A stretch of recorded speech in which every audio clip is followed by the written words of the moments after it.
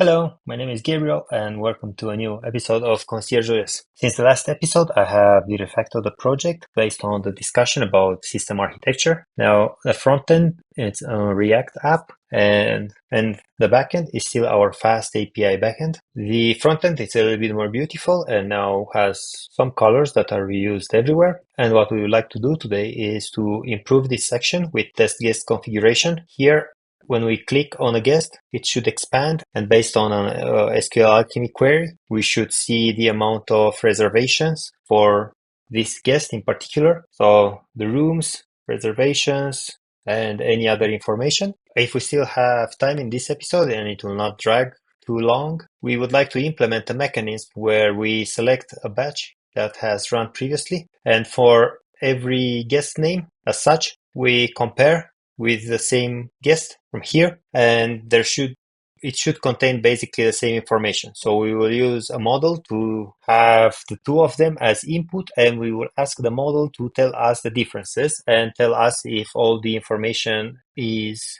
found. If the response contains in its body all the guests with that name, their correct date of birth, so their fields, what they have here, and the correct reservations, then this one will be flagged as a valid response. So the purpose of that prompt is to take the information, the correct input information, the output information, and make sure that in the output we have everything that it is expected in the input. And that procedure will allow us to test more models a lot faster and test for correctness, because testing this manually on one hand is very tedious, then it's a little bit error prone, and then it starts to get complicated when we will have more prompts. We can try to impose a structure on the output of the prompt, but if we impose a structure, then on the smaller models, we actually hurt them because they will spend a lot of time trying to hit that structure, which is not necessarily what we want. We want to let it be free while returning all the information. Because if we have a small model that is super fast and retrieves everything correctly, then we can use that as an input for some post-processing and we'll have a good page. So that's the plan for today. Let's start with our first task. It is this one. I will close. So the plan came along. Here it says that it would like to include the room name. I have mixed feelings. I will let it be, because if the LLM manages to retrieve information about the room by itself, I would be pleasantly surprised. So, okay, we let it be. Then it will create the newly required endpoints. It will add an on-click handler, which means that when we click one of those names, it should expand. It should make the API call, and we should retrieve the guest information. And everything else looks fine. I will start with a compact task to free up some tokens, and then we do the work. Okay, the task has been finished, and oh, it's ugly. I would like it to utilize the full space. But it has guest ID, first name, last name, date of birth, preferences, reservation ID, rooms, check-in, check-out, status. Okay, so it has a list of reservation IDs. Okay, yeah, it is what we need. I'll just ask it to utilize the full space, make it nice and beautiful, and then we're ready to proceed with the next one. By the way, in case you are wondering how this can be done with local agents, in my case with Quen, I literally just take a photo and I go to Visual Studio Code and say, and that's all. So Klein, in my case, and other coding agents, together with decent model, are really making our life on our local environments easy. At this moment, with sufficient steering, sufficient architecture, and sufficient decisions, a local model, it's actually sufficient. It now has been fixed. It is pretty easy to read, and it is a lot easier to validate now. So our next functionality will be to have a new button, maybe here under batching, where we select a batch and we press the button to compare results or something like this. And at the end, it should create a new page where for every guest, it should find the same guest under the runs that have happened. And it should tell us what information has not been retrieved by the LLM based on the JSON provided. So it should make a delta between the two information. The functionality has been added. So now when we load a batch, we have this button here, validate with LLM. And by pressing it, I'm really curious what happens. Besides solving the error here, I would like another input field on test level, somewhere around here, which would allow me to set the name of the identifier.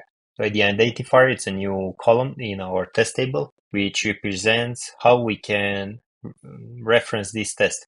In this case, our identifier would be the guest name, but in case of other prompts, the identifier could be different. If we have prompts about rooms, would be room ID or room name, so on and so forth. Therefore, it is important to know the correlation between this test and which guest information has been used. The identifier input field has been implemented as well. So now I just take them and put them there. I'll have to do this manually for this run because it has been run in the past. There are just a few more to go, and then we can test the main functionality, which should validate all these responses. Then since Gemma last time was very good at retrieving information, I'm also curious if it's that fast at matching information, because that would be a very good model for this. Also, I have updated the endpoint, and we'll have to test when a new test is run. The endpoint, the fast API endpoint, should also save this identifier. Okay, they have been saved.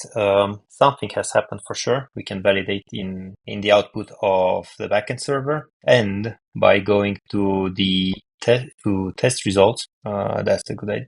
That's a bad idea because there are very many right now. So I think by refreshing the page, it was Gemma with tool calling.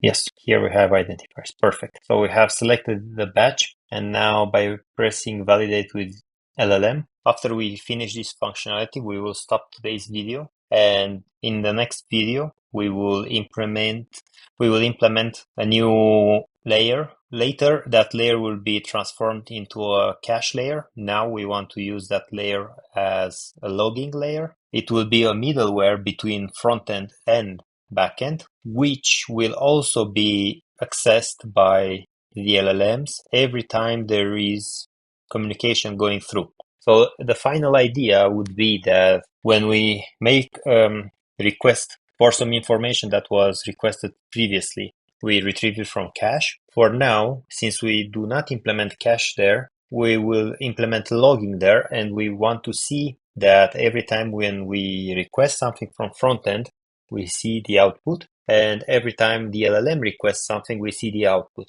For LLM, we are curious about the prompt, so system prompt and user prompt, and output, so the LLM's output for these prompts. Like this, we can observe what happens when we run a test, and we can observe what happens with chat completions. We can understand what information the LLM is asking for when trying to retrieve customer information, because if we manage to simplify the number of requests or of back and forth by providing better output based on the LLM's questions, then everything will be faster. So that's the next optimization. Okay, good. Here's the output, and provided they're associated with this, we will improve this a little bit because we are curious what is excluded. It is a step in the right direction. Yes, this is what we want to do. We want to make sure we have a display that allows us to easily compare this information in a visual way. So something similar with, if I do load batch,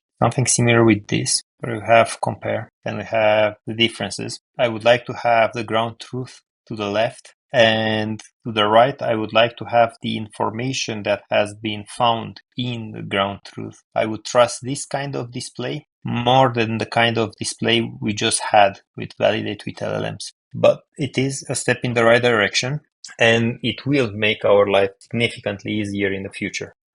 I would like to also see if it's safe. So this one is marked as invalid, and the others are not marked as valid. So this can be improved as well. As soon as one test is validated, it should be marked as validated. And with that display, our life will be very easy, very simple to validate the outcome. And we can resume testing more LLMs. We can also look into different token prediction strategies for LLMs, and we can move to other prompts. So thank you very much for watching this episode, and see you in the next one.